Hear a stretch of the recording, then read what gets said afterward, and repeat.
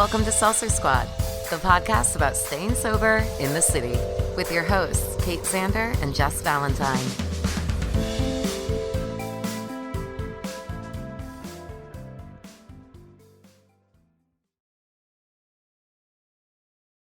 Hey, squad. Hello, hey, Tom. squad. Hey, Tom. Hi, Katie. How are you? I'm good.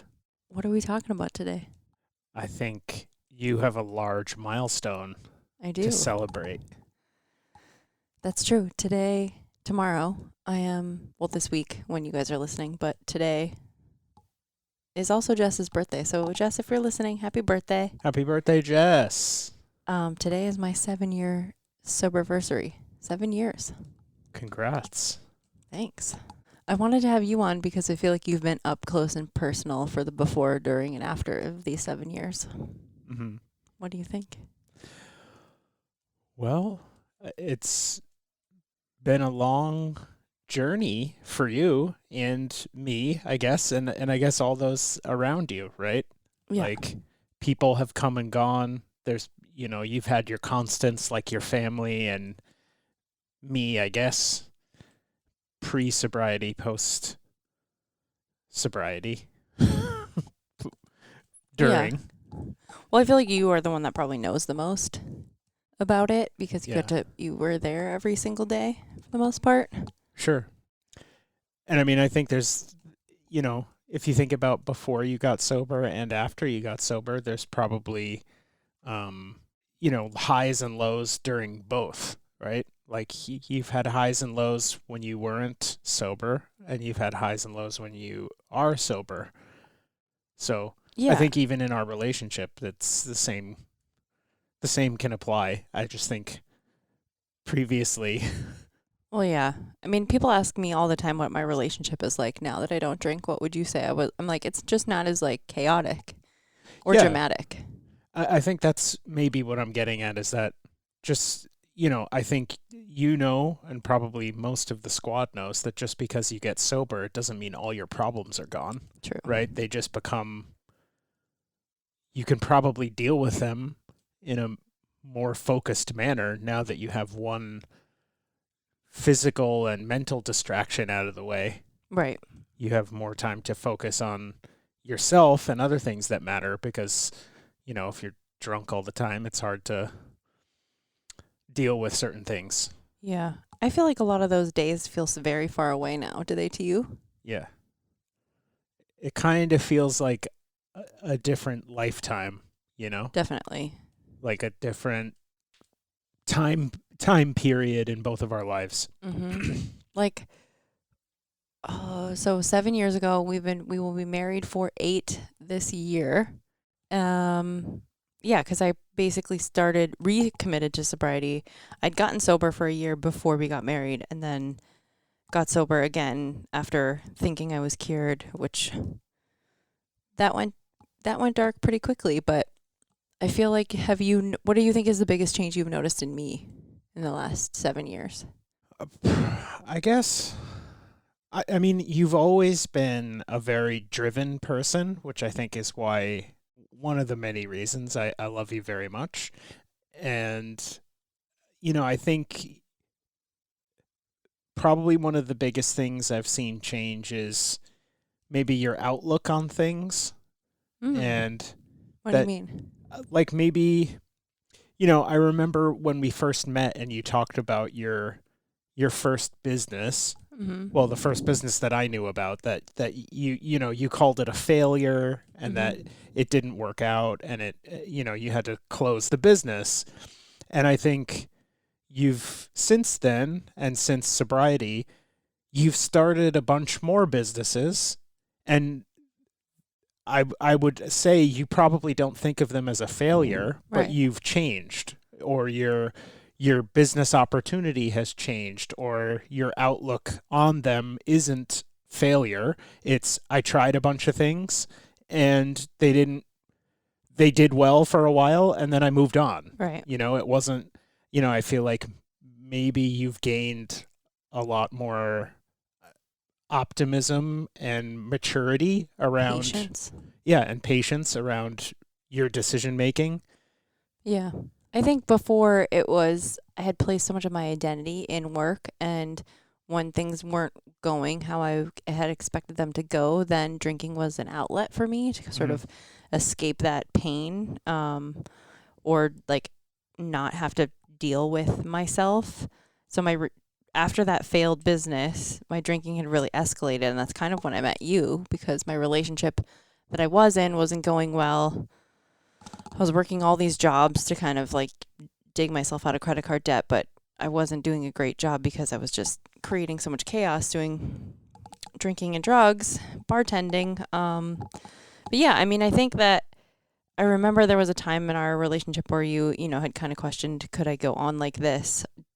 And I agree that now feels like a lifetime away. Yeah. And a lot's changed for the better, I think, for sure, since those days. And I mean, even we were also much younger then too. So Right. I feel like 8 years ago, if anybody thinks of themselves 8 years ago, a lot has changed, right? So Right. but even then, the way I used to drink or the way I used to party, I think you've probably had a good influence on me as far as keeping things in moderation, not letting the crowd mentality or Yeah. peer pressure get the best of me, because so I think a lot of the lessons you've learned and the responsibility you've had for yourself has carried over to our relationship and has rubbed off on me for sure. Yeah. I think that, So thank you, by the way. thank you. Yeah, I think that I think if anything, I'm probably a better influence on you because I was the one that wanted to stay out all the time. Yeah. You kind of stayed the same, I guess, in your drinking. You probably Yeah. drink less now because I don't drink, but yours kind of like maintained. But I mean, for me, it was just like, how late can I stay out all the time? But yeah, I mean, I think we get asked a lot, like, does the shame fade from some of the stuff that I did? And I definitely can feel like my butthole clench when I like think about those incidents, like especially like things that have happened between us before, but I don't really have shame about them anymore because I feel like that was so long ago, and I've grown so much and healed so much of that I don't feel like still embarrassed about like something I did to you 7 years ago. Yeah, and I think also the fact that you've stopped drinking has kind of closed the wound. Like there's still a scar, right? But the bleeding has stopped. Or, if you think about it, like if all those situations, if you were still drinking or still or if, we were still partying the way we used to, first off, I don't think we would have made it this far. Second off, those wounds would just keep going, and they would keep, like, festering. And, the tally would be really big by now. Yeah, and emotionally, it would just get more and more taxing on both of us. But I think, of course, if I think back to some of those things when we first met and the trouble that, you got in, or the bad situations that we were in, there were... Yeah, you can think about them and be like, oh, yeah, that was bad. But at least now there's been a lot of healing since then. So, like I said, like the wound is kind of closed. And like, yeah, you can feel, of course, I feel shame about stuff I did in high school, but the wound has closed. Yeah. So at least you're not creating the same patterns. It's a story you're telling now rather than a story that's still being written. Do you think that the podcast has changed my sobriety? I think so. I think for sure there was kind of an awakening for you about the community around like the Seltzer Squad, and then all the people you've met through it. And, I think you and Jess got a lot closer, whereas before you and Jess started the podcast, you guys were acquaintances. You knew each other, and it was mostly around going to the bar or being in the bar crowd, right? So I think the friendships you have now are much more wholesome in terms of how you've met these people, what your goals for the friendship are, where a lot of those surface level relationships that you're just meeting the same people out at the bar because they're going to the same building as you to drink alcohol or party or whatever, that like, yeah, you start seeing the same faces. It's easy to say like, oh, I'm a regular now. I know these people. They're my friends. But once you stop drinking or stop going to that building, you kind of never see those people again. Yeah. So I think the true friends come out, and then you meet a lot more organic relationships that way. Like-minded, yeah. Yeah. Because, I mean, when we were going to the bar, we were meeting friends that wanted to go to the bar. So now, you know, we have to be more conscientious about, like, how we socialize. And I think it's been at least good for me to, like, set that precedent that, like, I'm not just going to do those things. Maybe it hasn't been good for you, but I like that now our friend group has evolved to, like, that's not what we do. Yeah. So, yeah, I don't know. I mean, can you highlight, like, some good years versus bad years during the 7 years? Because I can identify, like, I know I had a rough time in my 4th year, which would have been right before the pandemic. Like, that was a hard year. That was when I decided to go back to school. Yeah. So just, like, identity-wise, figuring things out. Like, I'm sober 3-4 years now. What? That was a hard year for me, for sure. Yeah, I mean, I think even like the past year has been pretty hard, I think, on both of us, even though we've done a lot of things that benefited our relationship, like moving to our new place where we have more space. You know, I guess not a naive part of me, but I thought it would really turn the year around and be like a really great, like all our problems would be solved if we just had some more space. Right. And that's not really what happened. Yeah, that's like getting sober is like, all my problems aren't solved, but exactly. They're better, I guess. Yeah. So, I think I think the last year has been tough for everybody. Especially you, more so than me, I think. Yeah, I mean, it hasn't been. I think COVID was just, kind of everybody got knocked on their butts. I think, so many listeners got sober during the pandemic, which there are positives and negatives to that. But now I just feel like 7 years is so long. Yeah. But it's not. Time. But you know what I mean? It's like, what is it? I guess. I don't know. I'm trying to think about it in terms of my lifetime. Well, it's like 15%. Yeah, that's a long time. Nearing 20%. Right. And it's mostly your, young adult years as well, which are pretty important to a lot of people. And I mean, to everyone. Yeah. But yeah. It's weird to think about. So, like, if I got sober when I was 28, I think. Yeah. 28, 29. I was drinking since 21. I mean, that's like almost 50% of my drinking life, even though obviously I started in my teenage years, but yeah, it's crazy to think about in those terms. Yeah. So, yeah, just going back to what you originally asked, if there was like 1 year that was worse than the other, I remember the pandemic being hard for you. And also it was hard for me. I mean, everybody had a hard time. I don't think there's anyone that didn't. But, I think it's definitely a time where we both kind of spiraled into, what are we doing with our lives and what makes us happy. Yeah, what makes us happy. And I think we figured a lot of that out after a year, Yeah. And I mean, I do remember the first year of you getting sober. It was a very trying time to figure out what was the right thing to do as someone who didn't get sober too, so I'm not saying it was, but it was like, you were still kind of figuring out what sobriety meant to you and what did that mean for me? Like, how did, cause I was still working at the time and I didn't have to change much, which I always felt guilty about in the beginning, and I'm not sure. I'm sure that first year was hard.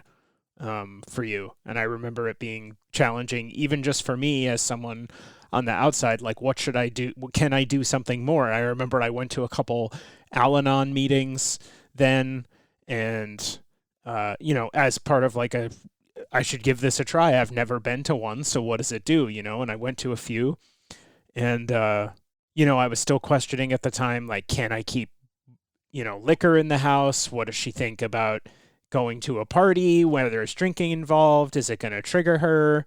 And we had to figure all that stuff out. And I'm sure that was hard on you, Yeah. What do you think it's like now, though? Do you even think about it anymore? No, not really. No.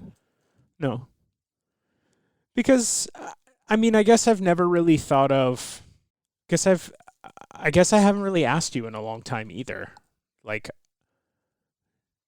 yeah, but I think you've seen me struggle with other things, right? Like the addiction transference. yes. Where it's like Yeah. similar, but obviously not ruining my life in the same way that drinking was. So I feel like it's definitely present. Like you'll see me go on like a fucking true crime bender for 6 days straight, and then or like, food or cigarettes or whatever. Sugar stuff, and and it's hard to know whether I should.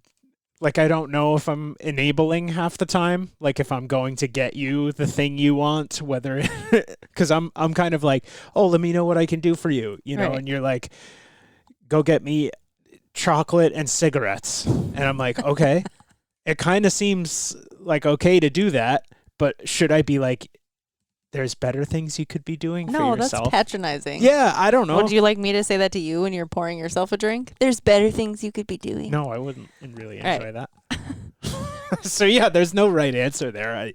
But yeah, and I think addiction is hard. I still struggle with nicotine for sure. Yeah. I It's a tough one. used to be a smoker right along with you, and I still go on and off vaping, and I really don't think I would ever go back to cigarettes at this point, but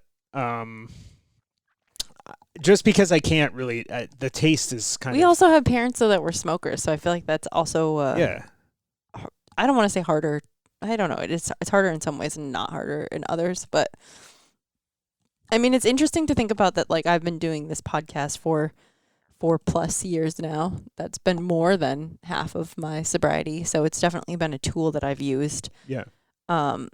Not to say that like I wouldn't be sober without the podcast. However, it's definitely helped me sort of create my community and find friends, stay accountable to people listening, and then also just be of service in a way that feels meaningful, which is nice. And then also, if I didn't have this podcast and I wasn't sober, like I wouldn't be on this therapist journey, which is something interesting to think about. That like through getting sober, yeah, there were a lot of tough years. However, a lot of those years were also figuring out who I am. And now I'm on a totally different trajectory because of sobriety, Yeah. essentially. And addiction specifically, because it's something that I wanted to be able to help people like me, but, study the scientific reasons of how we can actually help. And honestly, as a non-sober person, maybe nobody knows this, but I've listened to every episode. Yeah, And I guess we might know the reason why, that my wife is a host of it, but I don't think I would be listening to other sobriety podcasts had, you not been Right. doing this. But it has really given me some understanding of what it means and how it helps other people to kind of talk about this stuff, and the hot mess hoedowns and all that have been sometimes funny, but also I'm like, yeah, this is like, I could call in or write in about all the hot messes that I remember that you had, right? And It's a lot. and it resonates, right, to someone who's dealt with, a person in their life that has an addiction like that. And even now, like, I won't go into the details, but I have a family member who's struggling with addiction in many ways, alcohol being one of them. And, it's hard for me to give advice, but I learn how to be sympathetic and how to be sensitive towards what they're going through, rather than probably what I would do if I were not with you or not kind of knowledgeable about addiction in general is ignore it, which I think kind of comes naturally to people when they're in the face of something they don't understand. Mm-hmm. Yeah, I think it's when you're with somebody who's on this journey, it's easy to spot probably other places. Yeah. Not from like a judgment perspective, but just easier to identify than like before you would have kind of brushed it off like, oh, they're whatever, you know? Now you're like, oh, they have problem too. Yeah, and I even remember the first time I was on the podcast, I was talking about how my dad has 2 drinks a night all the time, and I never really saw it as an addiction, and I still don't really think it is, but at the same time, in that time I have learned that, you know, every once in a while my dad will have one too many if he's like on a cruise or something, and he makes my mom uncomfortable because he gets very goofy, right? And I'm like, oh yeah, I've definitely been there before, number one. I believe I've probably embarrassed you before when I've had one too many. And it really like made me think about my relationship with my dad and how I always thought it was cool because he had a couple martinis or something, and it's not cool. You know, it's not particularly a cool thing to be doing, and I don't think it's cool when I have a couple cocktails.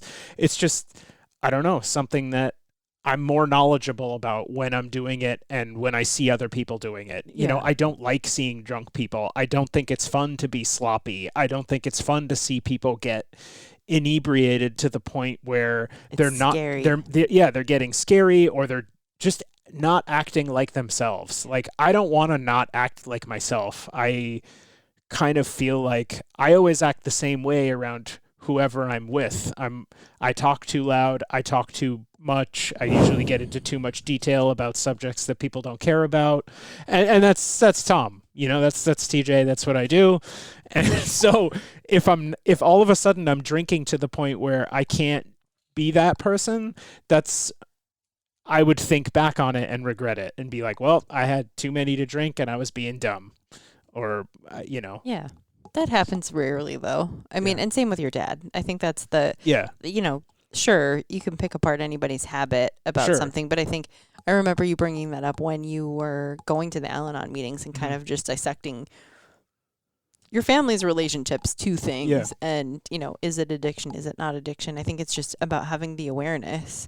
Because now, I mean, even with the food and the shopping and the cigarettes, like, I have the awareness to know if something is leaning in a bad way for me versus, like, I can give myself a pass sometimes, right? Like, is this the healthiest coping mechanism? No. However, you know, it's better than drinking. It's better than, like, all the other things. So I can be the steward of the ship of, like, it's okay if I, like, eat 4 muffins and watch 7 hours of television, then go to bed. And I think you also know that you're being maybe impulsive about something, and you, like, call yourself out on it. Yeah, like, and honor it a little bit. Yeah. Like, oh yeah, I did buy all that stupid stuff that I shouldn't have bought, and I'll probably return 80% of it or all of it. And I was hyperfixated for 7 hours on this iPad case yesterday, and sometimes I just got to get out of my system. But think about the good things that have come out of being hyper-focused and shopping.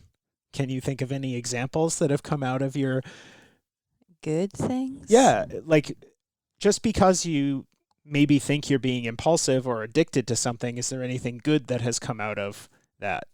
I think during the pandemic, like, I have come up with what I consider a reasonable amount of preparation and things like that. And so that's kind of my new limit for my new moderation. If I'm hyperfixated on something, like, you don't need like 50 of something, but if 4 makes your anxiety level go down, then get 4 or whatever. You know what I mean? I think that I can rationalize with myself a little bit, but a lot of the anxiety that I have and had is due to, like, the unknown. And I think I've just, in the last couple of years, especially with the pandemic, gotten much more comfortable with the unknown because there's very little that we can control.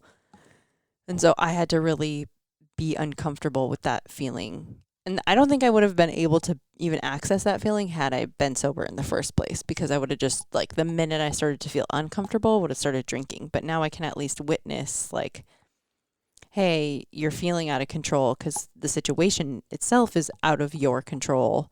You know, I can slow it down a little bit more.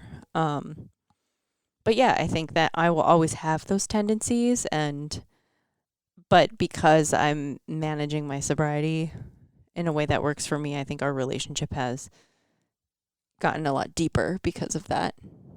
Yeah. And I think it's easier for us to have hard conversations where, like, I don't want to say all couples, but other couples might not be able to, I don't know, have a difficult conversation without some sort of, like, buffer where drinking can harm that. Sure. You know, where I can, like, say, hey, I got to talk to you about something. I don't want you to get defensive. Where before, I don't think I would have even had the balls to say that to you. I would have just, Sure. like, passive aggressively gotten drunk and picked a fight with you. And then, Yeah. like, it would have all exploded. And that doesn't mean I'm not going to get defensive Sure. still, because I still do about Right. some stuff. I know just for some reason, if I'm not in the right headspace, I tend to, like, not shut down, but, you know, I'll just get short with how I answer things, and you can tell I don't want to talk about something. I guess that's my... But you still will. Oh, is of what course. I'm saying. And Yeah. you'll bring things up to me where I think before we would walk around, well, you would walk around eggshells around me because it was like a loose cannon, and I wouldn't say what I truly meant because I didn't want to feel rejected by you or hurt your feelings. And so I would bottle it up until, you know, I would black out, and then it would, like, all come out in, like, probably the meanest way. So I think that's also taken years to deal with, like, where we've both been in therapy with our own therapists to, like, how to communicate effectively and how to regulate our own personal emotions so that, you know, if I say something to you, it's not like a direct hit. You don't have to take it personally. It's like we can just have the hard conversation and talk about it. And that's what another thing I was thinking of as a positive is I think therapy has become a lot more meaningful. I don't know, were you in therapy before you were sober? On and off, but not consistently like I was not consistently like in sobriety. Yeah. So I can only assume that therapy becomes not easier, but you can, the goals become, I don't know, probably easier to get a hold of than when you had that physical and mental weigh down of alcohol that was constantly kind of putting you up and down in that cycle of, I'm so happy, I'm so drunk, and then you're so hungover and you want to die, and then you have to talk to your therapist about that. Well, I got with Jody, our Nance, our therapist, because when Jess approached me to do the podcast, she had just recently gotten sober, and I was like around. At some point, I had reached out to her for Jody's number, and so I was in early sobriety, but I wasn't at the beginning, and she was just helpful. So, like, when you get in early sobriety, you have all these feelings and you don't know what to do with them because you have no, like, ways to deal with them effectively. It was just like drink or shop or smoke or avoid or escape or whatever it was. And so for like a year, I just white knuckled it, and just my only mission was to not drink. And I wasn't really processing any of the stuff that was coming up. So then, and the therapist enters, they can help you process all of that stuff and bring awareness to, like, the feeling under the feeling, which I think was helpful for me in slowing down to understand what was going on versus just like, don't drink. Yeah. And I think then, you know, even when you were like drinking a lot and you went to therapy, I think that was helpful because you weren't really managing your own emotions correctly. And I was sober and in therapy. And, you know, we had a frank conversation where I was like, I can't help you. You need to figure this out for yourself. And it doesn't seem like you're doing okay on your own. So maybe it's time to, like, get a little bit of help figuring out what's going on. Yeah. But I also don't think we could have even had that conversation if I was sober. You know? Yeah. You probably would have just, like, ramped up your drinking with me. And we both would have just been, like, unhappy, quietly on our own, drinking for different sad reasons or something. Yeah.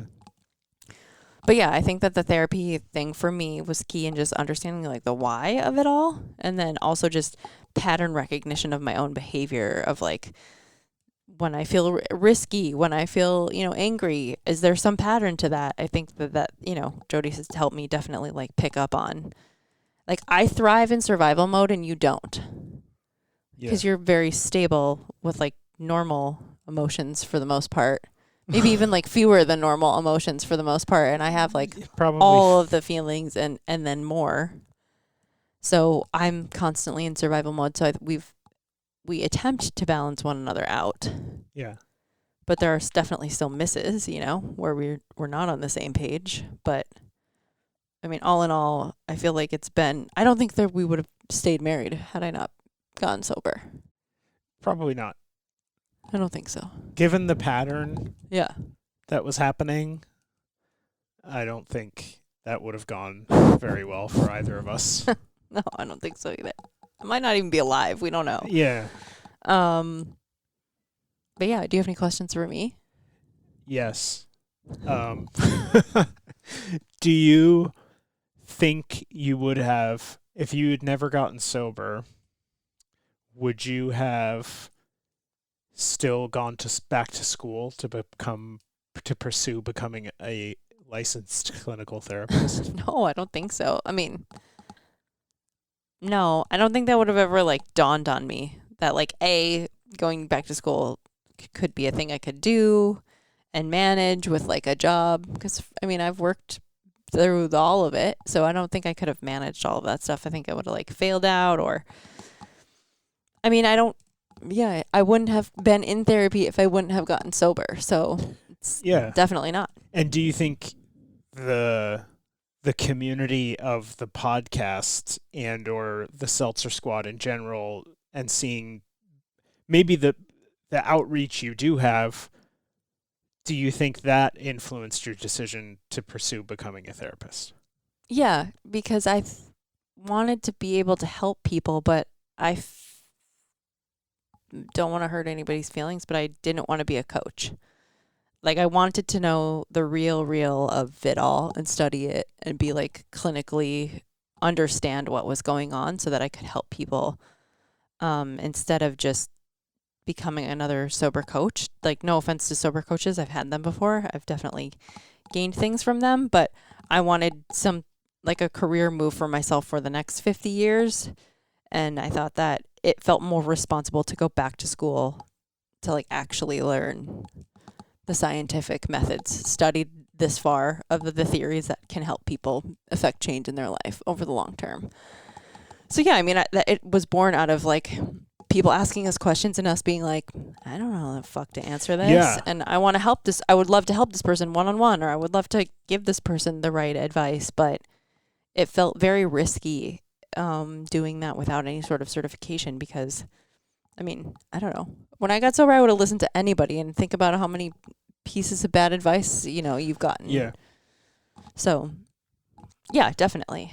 I mean, it's nice to have the science and the research to back up what you're potentially giving as advice to people who are either entering sobriety or just like that are seeking therapy, right? Because I don't think you're going to like focus completely on addiction. No, right? I don't think so either, but that's going to be like where I start. Yeah. I mean, I'm working in addictions now, and I definitely feel like a strong, inspiration in that area, just because it's some of the path that I've walked along. So I hope that I can help my clients with those things, because I can clearly put myself in their shoes. However, I'm interested in couples, but I think also that like you really can't go far without running into addiction, is what I'm realizing. And I think what we're all realizing is like you really can't go too far without a maladaptive something or other. And so a lot of that can be, addictive tendencies. So I don't know.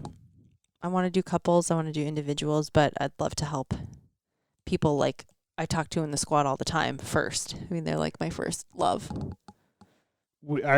Some of the episodes I really liked were the sober treat episodes, when you used to talk about sober treats. What's the sober treat that you regret buying, or that a sober treat gone wrong? Because I know one. I don't know. I know of one I'm trying to think that of maybe you something regret that buying. it's funny because I don't even think about those anymore. Yeah. I don't have I even had a sober treat lately? Well, maybe you don't.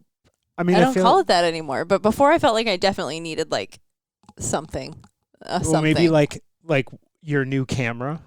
Is that a sober treat? I guess. Because it wasn't really like Like for a sad impulse purchase?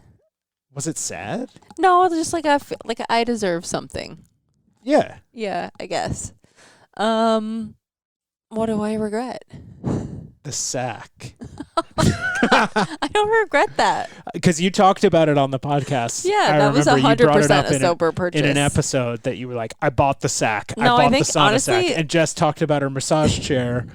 But the sack, I don't know if you guys know about this, but there was a whole saga sack. around the sack that the power cord went bad. That's true. It leached stuff onto the couch. that's right. It It kind did of stain like the melted.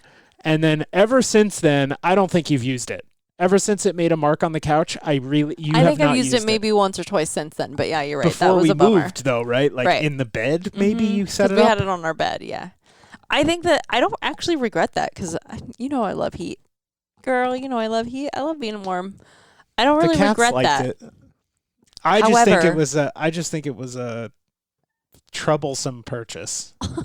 I was mad when the power cord went bad. But I think, okay, now that you said that, I would definitely 100% say the Gucci bag. Remember the Gucci bag? Oh yeah, the Gucci bag. That was like the stupidest thing I think And I've then ever purchased didn't in we my life. return it right Mhm. at the beginning of the pandemic too? And we No, weren't. I bought it at the beginning of the pandemic. I returned it like 6 months later, and they tried to tell me I couldn't return it, and I was like, hell no. I called Gucci customer service, and they said they were honoring it You pulled because the the COVID world card. ended. Yeah. Well, they did on their return Yeah. policy. So 100% the Gucci bag. The Gucci bag. I would say that I don't think the sack, I think that's further down on the list for regretting things. I just don't like that one. I don't like that one. But there have been some major, like, I did use it though once or twice. yeah, it's great. There have been some major, like, holy shit things that have happened in sobriety, though. Like when you almost died in the boat accident Yeah. and then getting robbed. Yeah. That I don't think I would have handled whatsoever had I been drinking still. I'm trying to think of, has there been anything, like, a lot of people have died. A lot of people have died. Mostly like your family members Yeah. and stuff. Both my grandmas, my aunt died. Your aunt died. Yeah. Your grandma died? I might not have Yeah, been my sober grandma then, died. though. But yeah, I mean, I think that I've handled a lot of things that I never thought previously that I would be able to handle sober. And that kind of feels like, not old hat, but it's just like when I say to people, like, your first sober wedding, like, remember the first sober wedding? It was Julie's wedding. Yeah. That was hard for me. Mm-hmm. But then also we had like a friend of ours who was fucking hammered. That made it better that I wasn't hammered. Oh yeah. Remember? Oh, And she yeah. was a mess. Oh yeah. And so it was good that, yeah, then I was like, I made the right decision. So I have never regretted being sober. Because you for would have any of been these right, things. right along with 100%. that person. Yes. And that I would've would have been mean. Yeah. lost in North Dakota, Yeah. tailing around two hometown drunkies. Uh-huh. For sure. Yeah. Probably not. Oh boy, Yeah. that would have been something. So thanks for Um, for being sober mhm. during that. But yeah, I'm trying to think of, yeah, we've weathered a few storms for sure. Yeah. And I feel like it's only gotten, I don't want to say easier. It's just become like in the back of my mind. Like drinking is genuinely not something I'm ever like, oh God, I could use a drink. That just doesn't happen anymore. Yeah. I don't know if I could say that like 3 years ago or 4 years ago, but Yeah. now it seems preposterous that people drink alcohol. Another thing I thought of too was, remember the episodes you guys had where you would talk about sober celebs? Mm-hmm. Now when you say somebody's sober, I feel like it's like, yeah, okay. It's not like a, wow, really? Yeah. I think that has become, More normalized. it's much more normal. Like, I can only assume that when you're a celebrity, the temptation is even greater. So it's like, it seems very rational to me that someone would get burnt out of all that pressure and all the, like, the lifestyle that Mhm. seems to breed excess, right? So when anything gets to that point in accession or in an excessive nature, them becoming sober just seems like yeah, it's probably a relief to everyone around them and Mhm. to the people who like them or who follow them, right? Like there might be the one weirdo who's like, yo, that guy's a sellout. He stopped getting hammered or something. I There's guess. probably those people, a couple Yeah. trolls, but trolls never die. Yeah, you're They're right. the spice of life, I think. Yeah, the scene has definitely changed. Yeah. There's more sober podcasts, there's more sober resources. I feel like if I had to do it all over again, it would, I don't want to say I don't think it would be easier, but I would definitely have more more opportunities for community. What should we do in the next 7? I always like thought about it in terms of like baby sobriety, toddler sobriety, like teenager sobriety, but I don't know what this is because it hits different. 7. I don't feel like granny sober. Granny? Yeah, but like You're an OG, maybe. no. Like in terms of like if you have a year of sobriety, it's like baby sobriety. Then you Oh. know like as you kind of find your footing in your sobriety, it's like little stages where I definitely felt like 4 years ago it was like the teen years where I'm like, who am I? What am I doing? Now I don't feel like granny sober yet. Like I'm not like the old lady shelling out wisdom, but I don't feel like empty nester. I don't know. Well, Things just feel like relaxed. Not relaxed. I mean, I'm definitely still like type A, neurotic, anxious, but not even as close to like what I used to be. no. Yeah, and I think just from a milestone perspective, like 7 years is 10 years is 20 years is 30 years, right? Like you can Is it? well, that's what I mean is if you choose to celebrate those milestones, then they become milestones. Right. If you let them just go by, they don't feel like it's not like they're not special anymore, but you're not putting that bookmark there, right? Like there wasn't a bookmark at year 6.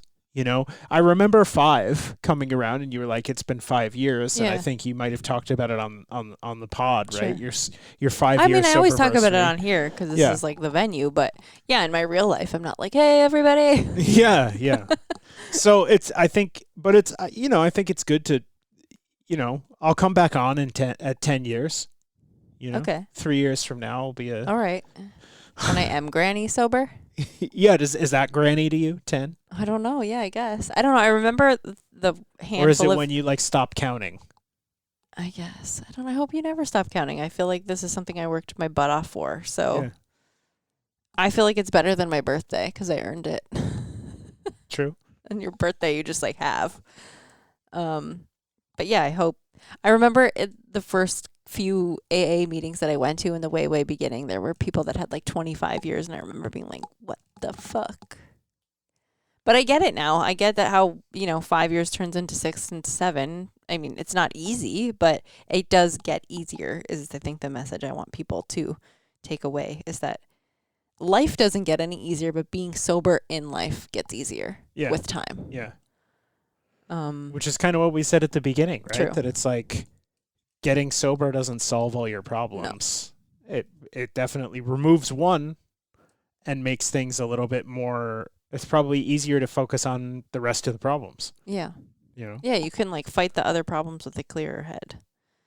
And I think just in terms of shame, like it takes a lot for me to feel shame. Like sure, I'll feel like silly or dumb or like insecure in a moment, but it takes a lot. I have to have done something actually really wrong for me to feel shame. Or like before, I just felt so fucking stupid every morning where I was like, what did I do? Where like now I just have like more acceptance with myself. So even if I did like act out of pocket, I'm able to let it go.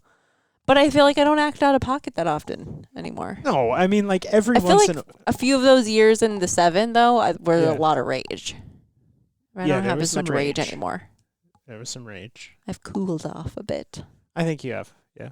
And there definitely are times where I think maybe only to me, you're like, am I stupid? Am I an idiot? Why can't it? I feel like everybody does that, though. You do that. Yeah, well, You're not broken like I am. You're broken in other ways, but like plenty of other ways. yeah, but you know, I think it's normal to be like, am I a fucking idiot? Yeah, and it's still I think it's also just very easy to kind of have, like, you can regress back to the Sure. person you were very easily. Like, I can think about, Me or like in general?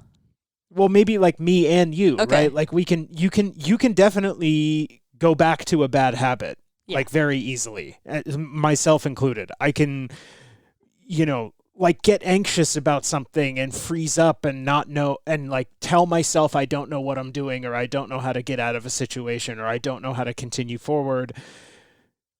Because then I can that's the easy way. I don't have to figure out the right answer, or I don't have to work hard, or I don't have to confront a difficult situation, because I'll just like, oh, well, that's making me anxious, so I guess I'll just not think about it anymore and ignore it. Okay, let's go. Let's go have a snack or something, and then, or I'll just go fishing or go Right. running or something, and then not think about. That's better coping mechanisms, though. I think that's the point. Yeah, it's much better. So that's the thing, is like, it didn't solve the problem, but you're kind of, it is easy to fall into a bad habit again. So that's why I think it is worth it to celebrate sobriety, because it's a fragile thing, Yeah. right? It'd be very, it'd be very easy to turn a cup of free into a cup of Shiraz. Chablis. Yeah. A nice menage a trois red blend, Yeah. as you used to love. And like, Well, yeah, I think there's an era of like badassery where it's like I fucking Yeah. did that, and so there's like other problems are fucking small potatoes where I'm like, yeah.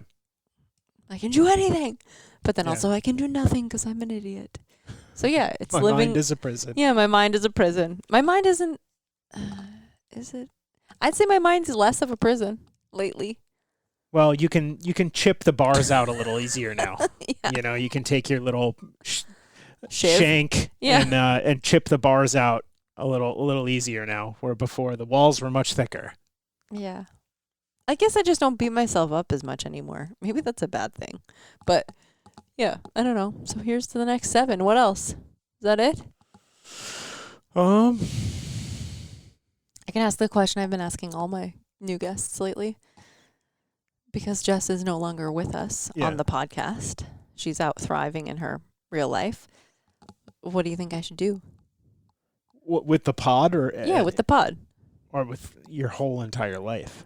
I mean both, but we probably only have enough for the one. Well, that's the thing. I'm bad at. That's what I mean. I always say that to you. What am I doing with my life? You never have an I answer. don't know. Don't ask me what I'm doing with mine, because that's what I talk to my therapist about, is that I'm really bad about setting goals and looking into the future. So anyway, my own thing.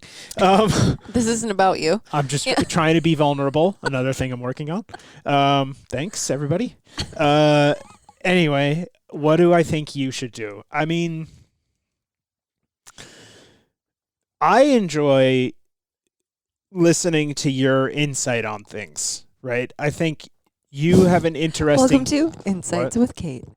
I think you have a very insightful way of breaking things down and, not tackling a not easy subject. Okay. So I think those harder episodes where someone has asked you for advice, or, there were a couple times where, Jess had something, or a troll on your account, or some friend that came back and said something bad about you guys. Yeah. I think you always have like a really good, you have an intelligent way of speaking, where I think you could do more advice. Okay. I don't know. Yeah, I'm think you like could- almost at the point where I can give like therapeutic advice. Yeah. I'm 6 months away. Yeah. Yeah. But until then, you'll just get unsolicited opinions and advice. But yeah, Yeah, I think uncertified advice. that makes me feel nice. Thank you. Yeah. Well, thanks for coming on. I mean, what have been some highlights and some lowlights of sobriety for you and me. I feel Well, like the highlight is that we're still here. Yeah. I just feel like we would have never, you drive me to do a lot of good things, and I don't think we would have done half of what we're doing. What we've done. An eighth of what we've done for both ourselves individually, for our families, for our our lifestyle, like just leveling up in even if it's on our terms, it's our terms of leveling up. I think we've accomplished more than we ever thought was possible. Totally. When we first met. Yeah, definitely. So I feel like, before I had gotten sober, like I had never asked for a raise, like in my life. Yeah. I told you how to do that. Yeah. And but I never would have had the balls to do it because I never would have been able to get over like the shame of being hungover at work. So like I was able to ask for a raise at work, which was awesome. I feel like both of us have just pushed each other to like reach for more a little bit professionally. And yeah. And then also like figuring out like fuck you goals, like we buy an apartment? Like I don't know how do we figure that out where we've been able to sort of commit to something and then show up for each other. I would have never been able to that if I was still drinking. Yeah. And I think you would have lost momentum if I was being a mess. I wouldn't have done it. Right. I would have never. What do you mean you would have just left? No. Well, Yes. I underestimated what focused power. What we could do, number one. Okay. It took hard work Yeah. to be able to make that first move. Sure. Which I wouldn't have done. Right. Because I can be lazy. You've heard it here. You heard it here first. Not lazy, but I'm not a lazy person. I'm not just gonna like loaf around on a couch for my whole life. But I wouldn't, because it took work to budget. Sure. To do the saving to get extra part, jobs. To take extra jobs. I wouldn't have done it had I not had a teammate who was helping me, score the goal, I guess. A boss. I don't know. Not a boss, but like. Yeah, I know what you mean. Yeah, it was easier to like focus on something and work to achieve it because I wasn't so chaotic, and then I could keep you motivated. Yeah. So yeah, I feel like. But when I'm motivated, watch out. You heard it here first. If I'm not motivated, Tom's kind of boring, but. Well, I feel like it's been a good 7 years. Yeah, me too. And I think so. I don't think we would have accomplished an eighth of what we have, and be living in a ditch somewhere. Yeah. Well, no. I mean, I don't know. It would just be. I don't know. We wouldn't have 3 cats. We probably That's would for not sure. have 3 cats. We might have 17. No, I never got a pet because I knew I couldn't be consistent. So that's why I never had one. Now I have 3. Look at, they're thriving just like us. But yeah, okay. So that's it. That's all I had. What's your favorite seltzer now? I feel like we've kind of moved away from seltzer. We're on a kombucha kick and a Diet Coke kick right kombucha. No, I still really like tonic. I like it even without gin. Mm-hmm. I've come back to tonic. I think I didn't drink tonic for a long time, and then I started buying tonic water again, diet tonic. Look at you. And it's quite good. What's my favorite kind of seltzer? You know this. What? What's my favorite kind of seltzer flavor? Oh, watermelon. Absolutely. That's it. That's all I've got. And I kind of agree. I think Jess said on the last episode she was on, she said LaCroix all tastes like sunscreen now. And I can't have a LaCroix because they don't taste good anymore. Thanks, Jess, for ruining LaCroix. LaCroix. Look, Jess, if you're listening, we again wish you happy birthday and we miss you. We hope we see you soon. All right. Well, squad, let me know if you enjoyed this episode. Maybe he'll come back. Maybe he won't. And on that note, until we meet again. Hangovers suck. Be nice to yourself and don't forget. Hangovers suck.